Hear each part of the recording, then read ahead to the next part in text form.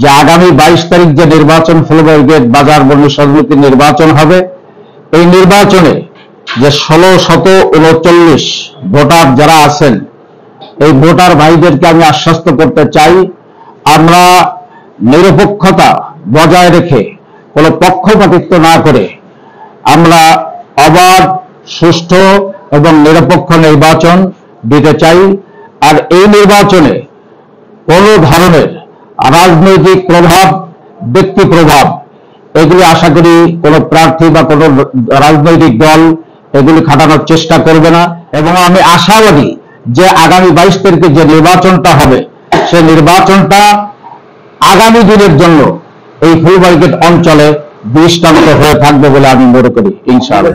যদি কারোর বিরুদ্ধে কোনো অভিযোগ থাকে, ভোটার হোক, ক্যান্ডিডেট হোক, সে অভিযোগগুলি আপনারা চায়ের দোকানে সমালোচনা না করে, মোড়ে মোড়ে সমালোচনা না করে আপনারা লিখিত আকারে অভিযোগ আমার কাছে এখানে পেশ করবেন।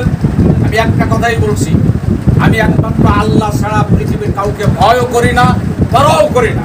আর আমাকে চেয়ারম্যান হিসেবে দায়িত্ব দেওয়ার মূল নায়ক যারা, এটা আপনারা অবশ্যই কম বেশি জানেন।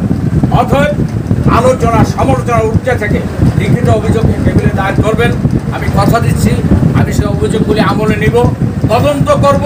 তদন্ত করবার পরে যদি সত্যতা প্রমাণিত হয়, আমার যে দায়িত্ব আছে, আমি আইনের মাধ্যমে থেকে, আমি আইনের বাইরে কোনো কাজ করতে পারবো না, অবশ্যই সেটা আমি গ্রহণ করবার জন্য সার্বত্রিক চেষ্টা করব।